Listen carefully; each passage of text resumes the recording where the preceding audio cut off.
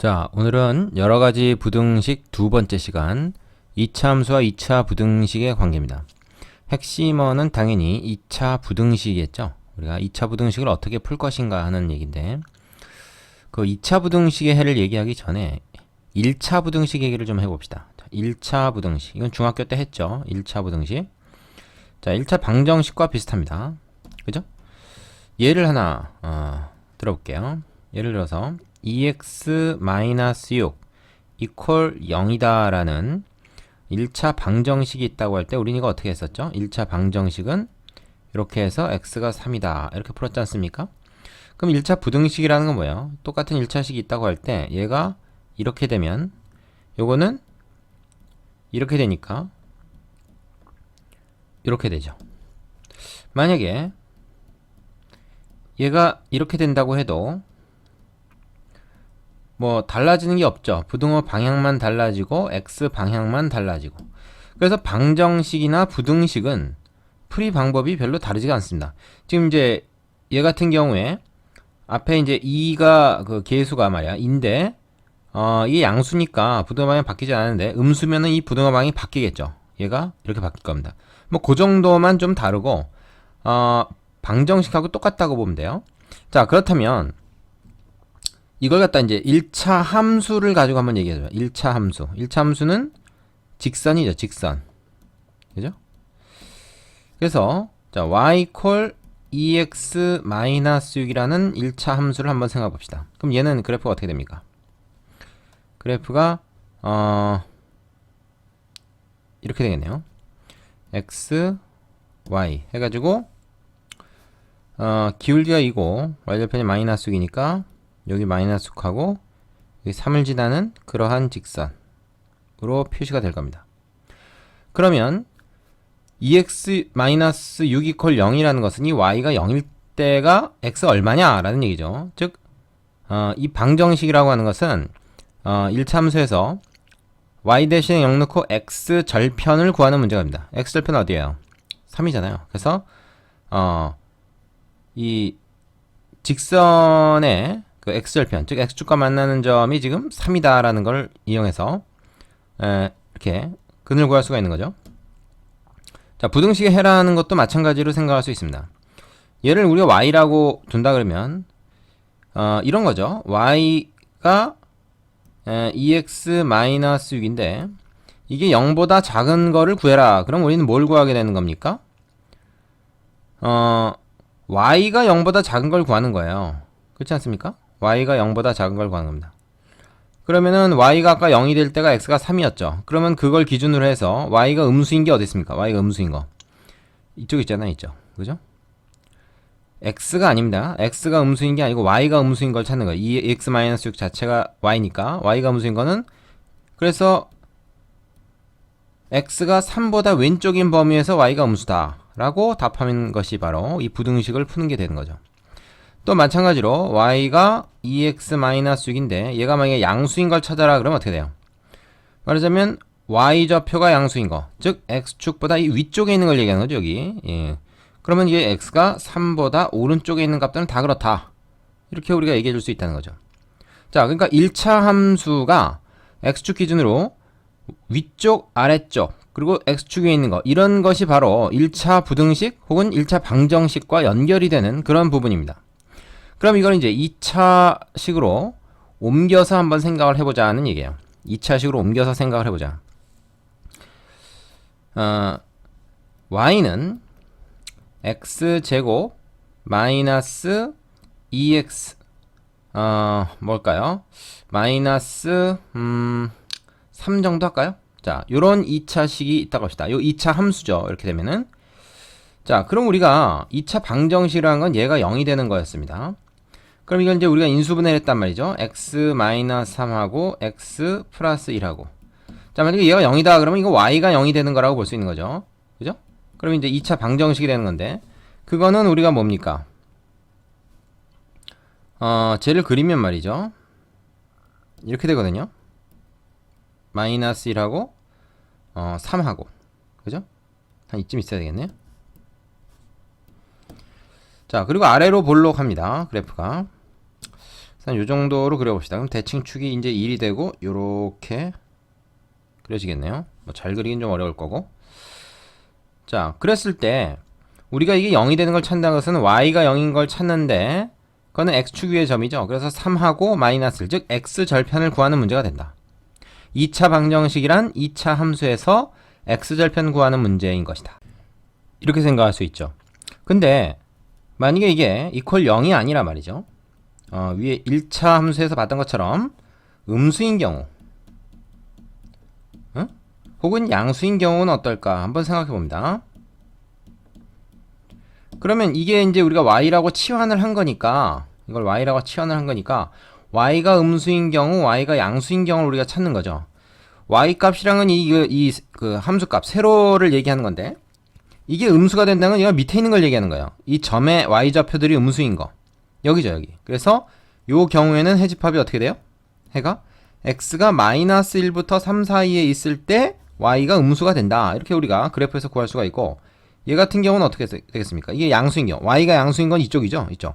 그래서 x가 마이너스 1보다 작은 범위 또는 x가 3보다 큰 범위가 될 것이다. 이렇게 그래프를 통해서 우리가 부등식의 해를 구할 수가 있습니다. 자, 1차 함수나 2차 함수나 마찬가지라는 것이죠.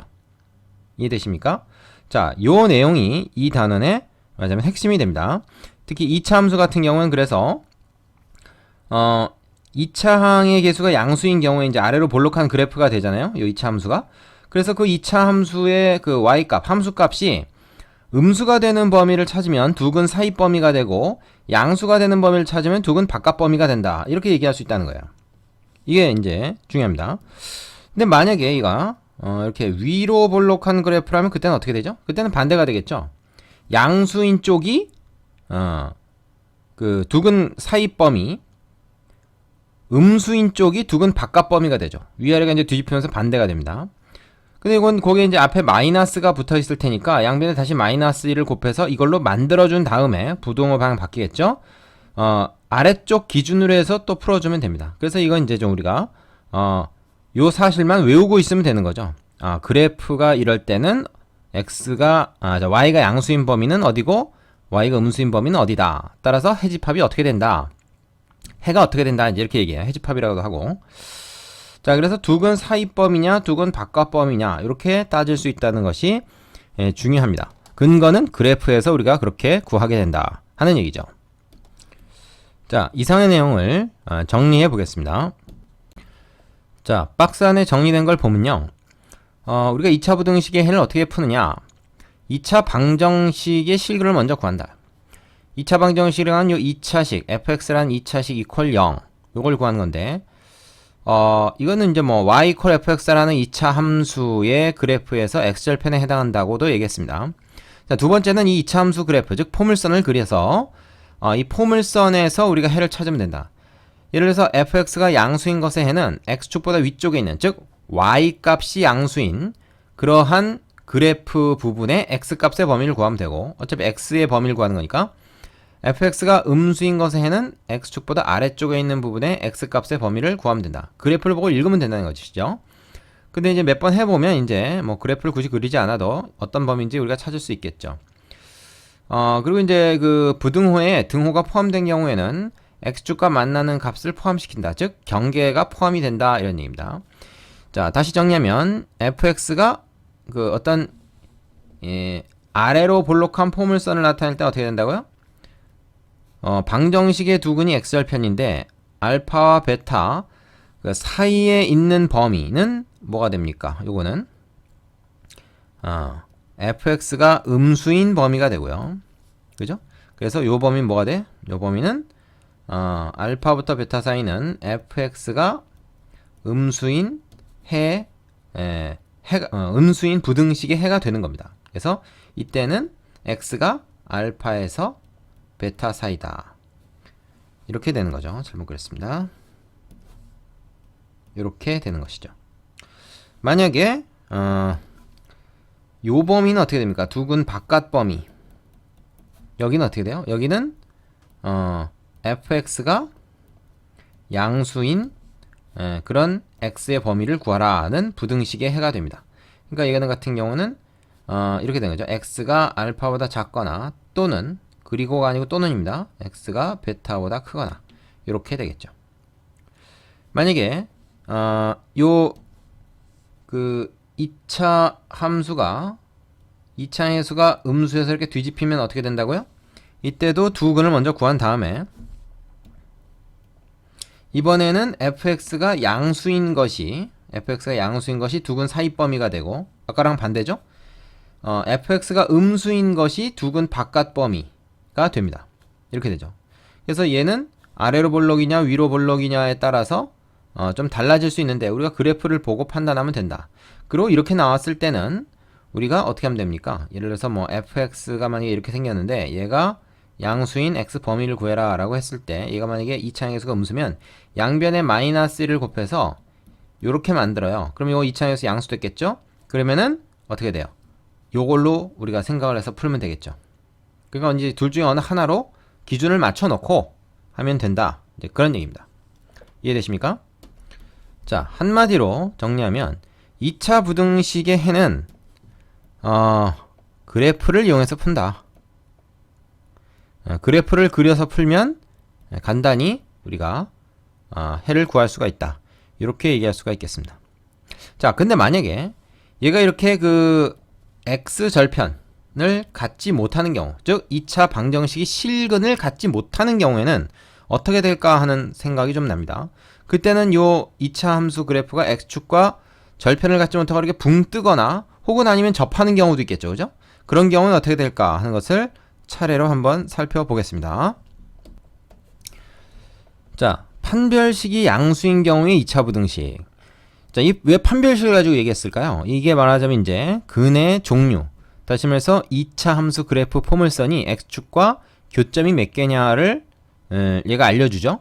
교점이 두 개인 경우를 얘기합니다. 이건 방금 살펴본 그 내용이 그대로죠. 그래서 2차항의 예수가 양수인 걸 기준으로 우리가 봤을 때, 즉 아래로 볼록한 거죠. 아래로 볼록한 걸 기준으로 봤을 때 두 실근이 알파 베타가 있으면, 즉 x절편이 두 개가 나오면 양수인 거는 두 근 바깥 범위고 요 2차식이 음수인 부등식의 해는 두 근 사이 범위다. 이렇게 정리를 하면 된다 이겁니다. 이건 좀 전에 살펴봤으니까 자세히 얘기하지 않겠습니다. 이해 안 되는 사람은 앞에를 다시 돌려보시고 판별식이 0이 되는 경우, 즉 중근을 갖는 경우를 한번 얘기해 볼게요. 판별식이 0이 되는 경우의 2차 부등식. 판별식이 0이면 그 2차 함수는 어떻게 되겠습니까? 얘가 중근 알파를 가질 때 얘는 사실 이렇게 된다는 얘기예요. x-알파의 제곱 이퀄 0 이렇게 된다는 얘기죠. 그래서 얘를 y로 치환해서 그래프를 그려보면 어떻게 되냐면 2차 함수가 양수인 거 기준으로 했을 때 x축에 이렇게 접하게 되는, 그죠? 그 접점이 바로 알파 콤마 0이죠. 요런 게 됩니다. 그러면 한번 생각해보세요. 그래프에서 우리가 요 2차식이 양수인 걸 찾아라 했을 때 우리는 뭐라고 얘기하면 되겠습니까? 양수인 건 여기가 다 양수잖아요. 이게 알파만 0이죠. 나머지 다 양수. 그러니까 알파가 아닌 모든 실수가 x의 범위가 됩니다. 요걸 만족하는 x의 범위, 즉 이 부등식의 해죠.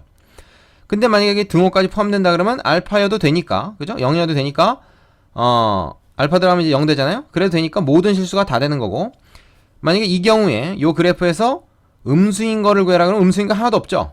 그래서 해가 없다 이렇게 되고, 등호 포함되면 0이어도 되니까 이거 0 만든 애는 알파잖아요. 알파가 0이라는 얘기가 아니라 알파가 들어갔을 때 0이 되니까 x 이퀄 알파가 요 부등식의 유일한 해가 된다.